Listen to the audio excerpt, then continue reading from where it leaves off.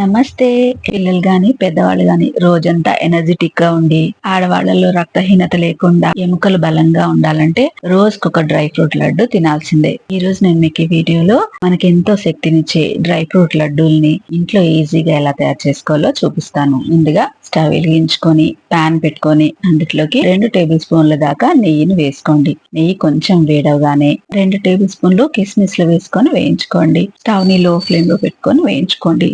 కిస్మిస్లు వేగిపోయిన తర్వాత ఇప్పుడు ఇందులోకి 3 టేబుల్ స్పూన్ల వరకు కట్ చేసుకున్న బాదం పప్పులు, 3 టేబుల్ స్పూన్ల జీడిపప్పులు, అలాగే 3 టేబుల్ స్పూన్ల వాల్నట్స్ వేసుకొని వీటిని దోరగా వేయించుకోవాలి. ఇవి కొంచెం దోరగా వేగిపోగానే ఇందులోకి 2 టేబుల్ స్పూన్ల వరకు వాటర్ మెలన్ సీడ్స్, అలాగే ఒక 3 టేబుల్ స్పూన్ల వరకు నువ్వులు వేసుకొని వీటిని కూడా మంచిగా వేపుకోండి.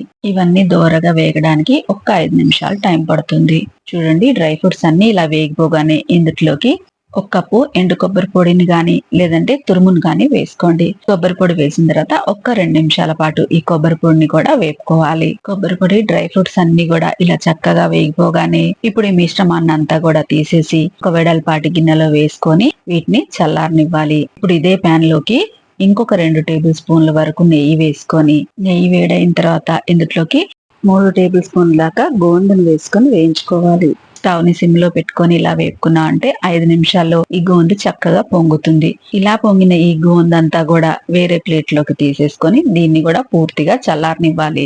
ఇప్పుడు ఇదే ప్యాన్ లోకి ఇంకో టేబుల్ స్పూన్ నెయ్యి వేసుకొని లడ్డూలో స్వీట్ కోసం ఒక 100 గ్రాముల దాకా గింజలు తీసేసిన ఖర్జూరాల్ని వేసుకొని వీటిని లో ఫ్లేమ్ లో మెత్తబడనివ్వాలి. నేను తీసుకున్న డ్రై ఫ్రూట్స్ అన్నిటికీ కూడా ఈ ఖర్జూరాలు సరిపోతాయి.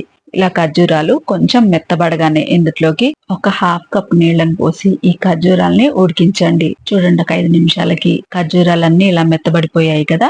ఇది ఇలా మెత్తబడిందంటే మనకి ఉండ కట్టుకోవడానికి ఈజీగా ఉంటుంది.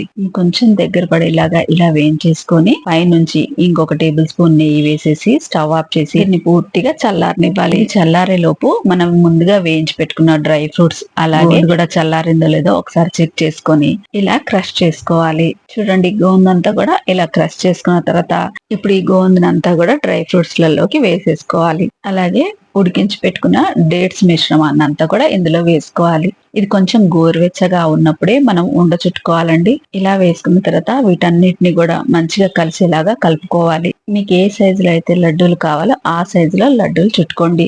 ఇలా అన్ని లడ్డూలు చుట్టేసుకున్నామంటే హెల్దీ ఇంకా టేస్టీ డ్రై ఫ్రూట్ లడ్డూలు రెడీ అయిపోయినట్టే. ఈ లడ్డు రెసిపీని ఇంట్లో ఒకసారి తప్పకుండా ట్రై చేయండి. వీడియో నచ్చితే లైక్ చేయండి, షేర్ చేయండి, సబ్స్క్రైబ్ చేసుకోండి. మరో రెసిపీతో కలుసుకుందాం. నమస్తే.